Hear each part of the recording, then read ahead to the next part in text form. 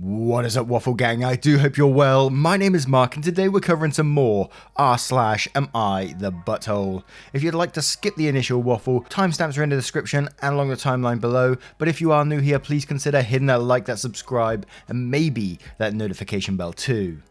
Now yesterday, over on YouTube, we had a new member. We had Hannah Elza. Thank you so much for your support to this channel. It really does mean the world to me. And I know I say it every time, but I truly mean it.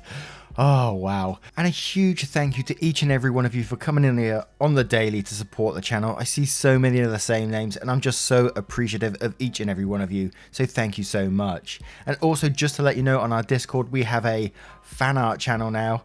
I hate the word fan art because I don't feel worthy of it, but there is a channel and I will be displaying some of your art on the video soon, so please come get involved in that too. Post your favourite waffles in there and let's get on with today's stories. Much love, guys. And our first story comes from Thanksgiving birthday. Am I the arsehole for using my mother's own threat against her and calling my brother a tattletale? I will turn 19 on Thanksgiving this year. My mother is extremely controlling. She doesn't think your birthday should be celebrated if it falls on a holiday. So myself and my older sister, 22 female, whose birthday is sometimes on Easter, will sometimes not be acknowledged at all because your birthday isn't a holiday. And she will kick people out if they wished us a happy birthday. It's ridiculous. This isn't even the most controlling thing she does. If you get upset, you're the problem, and how dare you hurt her feelings. So my sister said she'd bring me a cupcake for my birthday that I could have after everyone left. My brother, 13 male, overheard and told my mother, and she kicked up a big fuss about it. She called my sister and they got into an argument, and now my sister isn't coming at all because my mother uninvited her. I miss my sister, so when she invited me to her place instead, I said yes. My brother tattled again, and my mum tried to tell me I couldn't go. My sister has offered me a room in her apartment, and I'm really tempted to move. I told my mother I was going and she couldn't stop me. And if she threatened to kick me out, like she likes to do, I had somewhere to go, so let me know if I needed to start packing. She just sort of floundered for a minute before turning on the tears. I just walked away. She doesn't want me to move because she needs my extra help with my brother, like driving in places and keeping an eye on him. My brother said I was being an arsehole, but I told him if he wasn't always such a tattletale, this wouldn't be a problem. I then shut the door in his face. My sister is thrilled I stood up for myself, but I got a call from my grandmother, who is also controlling, saying I'm being ridiculous and I owe everyone an apology. Am I the arsehole here? Update, I want to thank everyone for their response. I really appreciate it. I'm moving in with my sister this weekend. I'm packing a little at a time. I don't want to raise her suspicion or she being awful until I leave and try to stop me. I already have my important documents and will leave either Friday night or Saturday morning. To address a few comments I've got about my brother, he thinks it's funny when she yells at me or my sister, and consistently tries to get us in trouble because he's her good kid. I would have loved to have been in that mother's mind when OP was standing up for themselves and saying, look, sister's offered me a room to stay in. I bet you, because she was losing control at that point, I bet you it was all crashing down around her. So yes, absolutely not the arsehole in this situation, and I think it'd be good for you to gain some independence from your family because clearly she's controlling you at the moment and not realising what she's got. She's got someone who's driving his brother around and looking after him and then treating you this way. It's just not on. So I think you totally did or are going to do the right thing, hopefully. But let's have a look at the comments below to see what they say. Double Stitch says absolutely not the arsehole and take up that offer from your sister ASAP. Your mother is toxic. Silver Thing says not the arsehole. I'd move out regardless of what your mum does if your sister is offering the room. The sooner you gain independence from your mum, the more power over your life you will have. On another note, your brother sounds like he's being spoiled. I wouldn't put any stock in what he says. Ryo says not the arsehole and get out. Go, go, go. If you're waiting for a sign, it's time to go. This is the sign. I cannot express to you how fast you have to stop taking shit from her. Your mother has no right treating you like this. And you got yourself a way out. Take it. Festering Nose Olive says, not the arsehole. If your sister has offered you a room, I encourage you take it. You need to get out from your mother's thumb. I bet your brother won't think it's so funny when he doesn't have a ride anymore. Has your mother rewarded that kind of tattling before? False Ore says, not the arsehole. You called her bluff. She isn't happy she can no longer control you with the same tactics. And Dr. Fish Taco says, not the arsehole. Get out while you can. Now, what do you think of this story? What do you think OP should do? Do you think there's another way they can go around it? Or do you think just get out of there right now? Let me know in the comments below, and don't forget to vote on that poll in the description for story 1. And our next story comes from a throwaway account. Am I the arsehole for yelling at my deceased brother's wife that I'm not her husband? My male 31 brother passed away 16 months ago. I have 2 brothers and he was the youngest. His wife was pregnant when he passed away, and both me and my older brother started helping her every day. We'd take turns in giving her rides to the hospital, work, grocery store, and would help her with the house as well as other things. However, she stopped calling my older brother and kept calling me to do things for her. I started taking care of the house / taking her places and taking care of financial issues. I noticed my brother wasn't showing up and helping. She said she didn't want to bother him since he has family and kids, and I didn't, so she thought I'd be okay with her calling every minute to ask me to do things, for her saying I'm single, I don't have a family to take care of, and so why not help? She even called me for every doctor visit, and when she went into labour, I was the one she called. It was a stressful phase, and once my niece was born, I started taking care of her as well. My sister-in-law would call me in the middle of the night, wanting me to take my niece to the hospital. She'd have me go with her to certain occasions her friends had.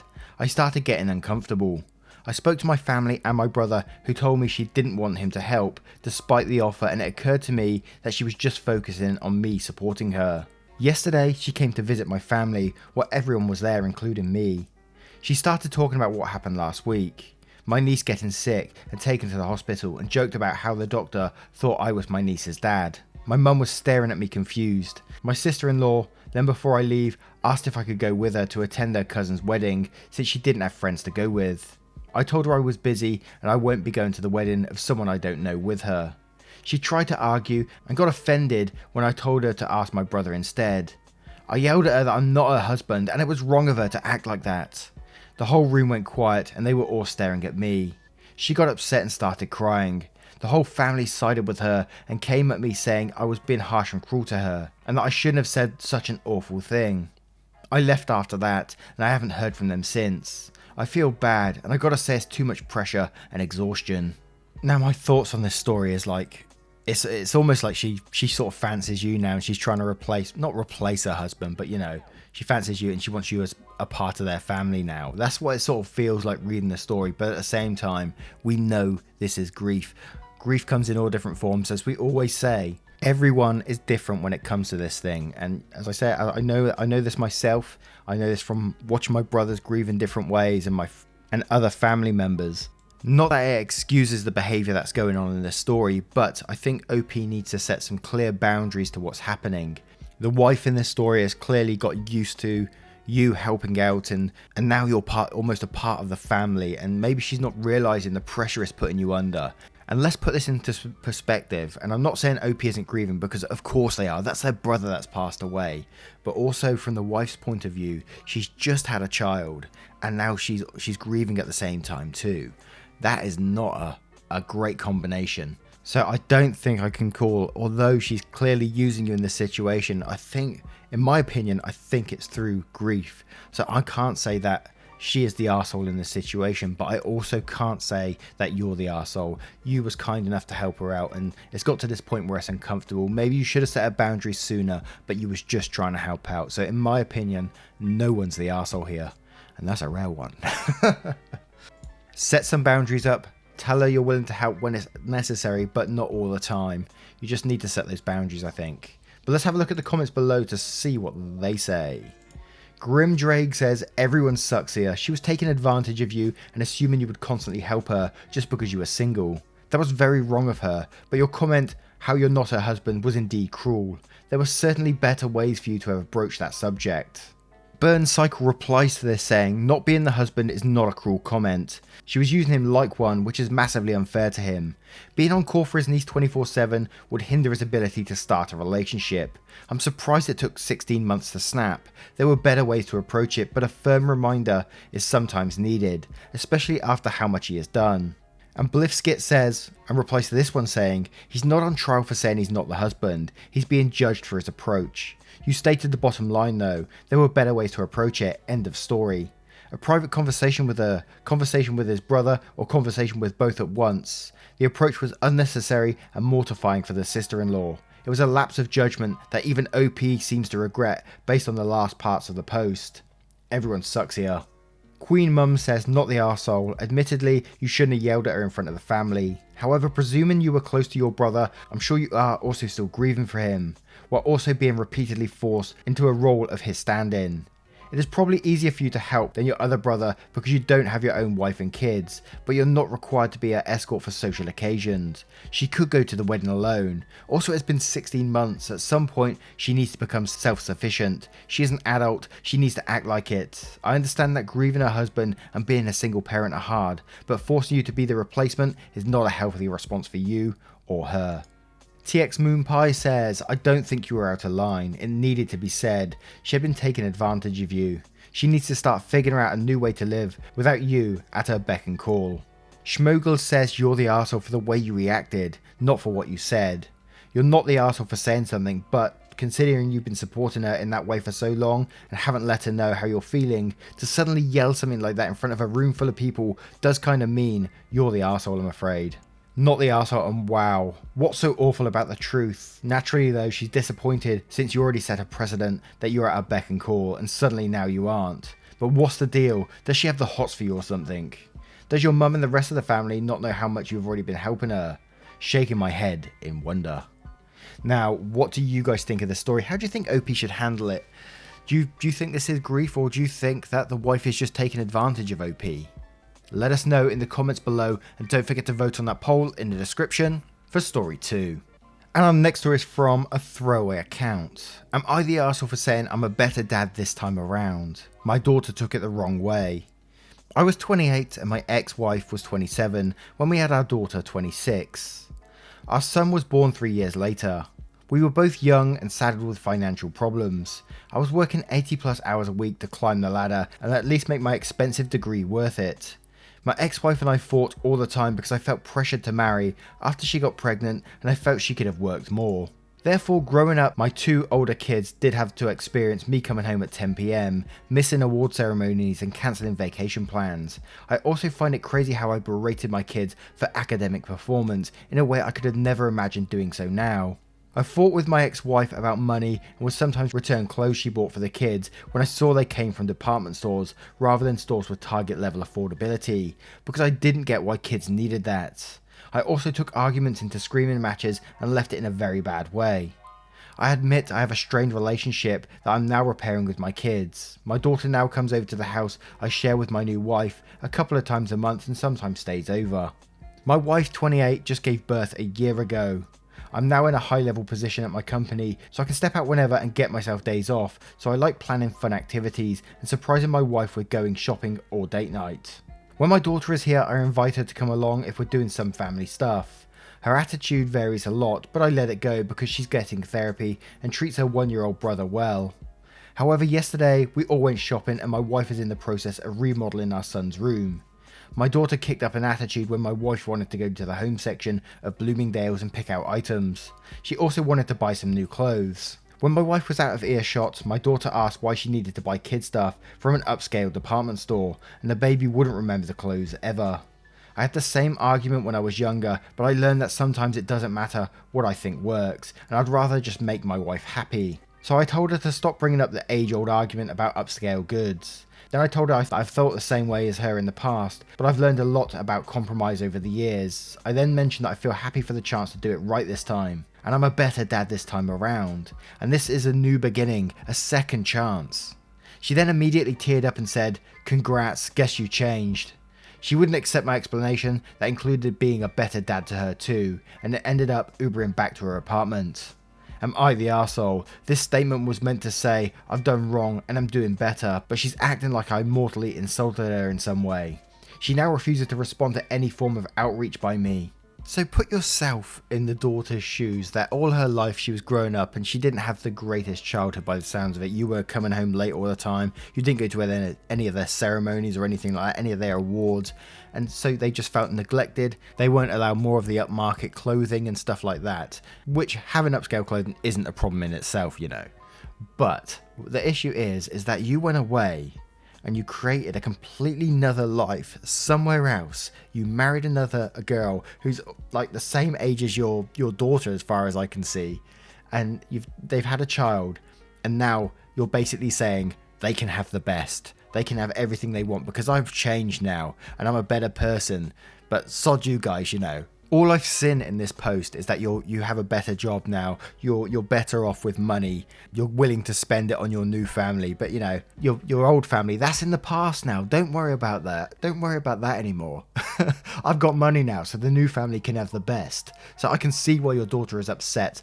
Yes, you are the arsehole in this situation, in my opinion. But let's have a look at the comments below to see what they say. Hello Friend says, and quotes, I fought with my ex about money and would sometimes return clothes she bought for the kids. When I saw they came from department stores rather than stores with target level affordability, because I didn't get why kids needed that. And then says, you're the arsehole, you are such a hypocrite. Your current wife buys from the department store and you said nothing, yet you rather disparage your daughter for bringing up the past. You didn't change, you're still the same arsehole. Let's Go says, you're the arsehole, you did in fact mortally insult both your children and your ex-wife. I understand how things unfolded. You'd be a willfully ignorant arsehole to ignore the obvious hurt your actions have caused. You went and created a replacement family, let alone one you're willing to spoil, without actively trying to connect with your older children now. Just let them into your home and on activities isn't enough. That's shallow. They may crave forming a relationship with you as their father. Or they don't, and if they don't, then that's their right to step away from you, and all the hurt your actions played a part in causing them. And Kindle Fan says, you were a crappy absent parent the first time around. You're lucky your kids even speak to you. And now they get to watch you be a good, hands-on, present father with their sibling. You think they're supposed to be happy watching them on what they missed out on. You couldn't change for them, but you changed for your third child. Please tell us in detail how this is supposed to make your older two children feel happy, loved and secure. I would love to know your reasoning here. You skipped out on them and started over with your shiny new family. Not to mention the fact that you married a woman only 2 years older than your daughter. How exactly have you changed into a better father for your older two children? In what ways have you acknowledged the pain that you caused them? What is the genuine apology you've proffered and the reparations you have at least attempted to make? You don't get to do this. You don't get to go out after neglecting your older two children and start a brand new family and expect them to smile about it and play like everything was always okay. How are you not the arsehole here? Now, what do you guys think of this story? What do you think of this father? Do you think he's actually trying his best? Or do you think like most people and think like, he wasn't a good father, he's not a good father now, and he's just replaced his family and he's financially better off? Let us know what you think in the comments below, and don't forget to vote in that poll in the description for story 3. And our next story is from Lucien in the Kernan Sky. Am I the arse for wanting to talk to the woman responsible for my parents' divorce? When I was 10, my parents divorced. It was very messy. I didn't know at the time, but they had a real Charles Diana Camilla thing going on, and after years of watching my dad love another woman, my mother finally cracked and divorced him. It was acrimonious, and it did a lot of damage to me that I'm working out in therapy. My father married his mistress 30 days after the divorce. Between he and mum was made final. Ultimately, Angie couldn't handle things. My parents' friend and mum badmouthed her in our small town. I was a little shithead. My parents and family were awful to her. She was put through the ringer, and the marriage fell apart after 2 years. I never saw her after that. My dad never really moved on from Angie. Turns out he really loved her. I'm now in my 20s, and my therapist suggested I talk to people in my life connected to the divorce. My father was happy to talk. Mum was reticent. I found Angie. She lives in a town over. I sent her a message on Facebook asking to speak. She declined me. I sent another message in greater detail explaining why I wanted to speak and that I hold nothing against her any longer, that I'm just looking for closure and I think she could be helpful. Once again, Angie declined to speak to me. She told me she had managed to move on and she wasn't interested in rehashing the past. I told her talking to me was the least she could do to help me move on, since she was partially the cause of my childhood trauma. Angie blocked me. As a last-ditch effort, I went to her house. She's in the phone book. Her address is public. Angie wouldn't answer the door and threatened to call the cops if I didn't leave her alone. I don't understand why she won't talk to me. I'm just asking her for a little help, a little clarity. She was instrumental in the downfall of my parents' marriage and the catalyst for an incredibly bad divorce. I feel like she owes me a little, just a little. Am I the arsehole for trying to talk to Angie? She is part of the breakup of your parents and the whole divorce that was going on, but at the same time you did You did the right thing to begin with. You went on Facebook and you tried to say, look, can we have a conversation? She said no. Then it happened again. And then you went to a house. It's verging on harassment at this point. And that's when you're going too far, and it makes you the arsehole for doing so. This lady just doesn't want to bring her past up, and that's fair enough. You know, she's moved on. And again, yes, she broke up the marriage, but then also your family they assisted on breaking them up afterwards. You know, you said yourself that you badmouthed her in your small little town, and as far as I know from these stories, in these small towns, news spreads quickly and you're pretty much ousted out of the town. But so yeah, I can imagine she doesn't want to bring that part of her life up either. And you know, sometimes in life we just have to face that we're not always going to get the closure that we need, especially from someone who doesn't want to give it. It's just that simple, really. So I'm afraid you would be the arsehole in this situation, and I hope you do find closure in some other way. But let's have a look at the comments below to see what they say. Perpetual Window Pane says, you're the arsehole, Angie owes you nothing, leave the poor lady alone. Ilias says, you're the arsehole. You wouldn't be the arsehole if you just reached out to her and asked, but you did. She said no, as was her right, and then you continue to pester her. She has every right to not want to talk to you. But then, and I want to be clear how utterly horrendous this part is, you went to her house. Holy fuck, you're the arsehole. Bahama says, you're the arsehole. You're okay to reach out on Facebook, but you took things too far when you went to her house. She obviously didn't want to reconnect, and you were not considerate of her feelings. You needed to respect her wishes. Oh my god, Tiffany says, you're the arsehole. Dude, are you serious? Have you talked to your therapist about the fact you're harassing this woman? Everything that has happened in the past sucks, but leave her alone. She said no multiple times. There is no need for you to continue to try to speak to her. Let this particular thread go. Now, what would you do in this situation? How can OP deal with this? Do you think their therapy has actually helped them if they're actually going to this person's house and potentially harassing this woman? Let us know in the comments below, and don't forget to vote on that poll in the description for story 4. Once again, guys, I hope you are enjoying today's stories. And if there's any way that I can always improve them for you, please let me know in the comments below. I'm constantly trying to make them better than, you know, some of the other channels out there, some of the robot channels, you know, make it a bit more interesting. And I really enjoy the sort of community feel we have on our channel. I love that you guys embrace the whole Waffle Gang thing. You come get involved on Discord, and seeing you talk to each other and the way you help each other too is absolutely amazing. And I love that wholesome feel that we get, which is why I always want to like further develop that whole thing. I'm not sure if the poll system is working at the moment very well. You know, it gets like 50 odd votes per video or something like that, and I want to find a better way of doing that. I'm not sure how. It's really annoying YouTube remove that feature from videos, but we will find a way soon. And whatever you're doing today, I hope you have a great day ahead of you. I'll see you in the next one. Much love, guys. Take care. Goodbye.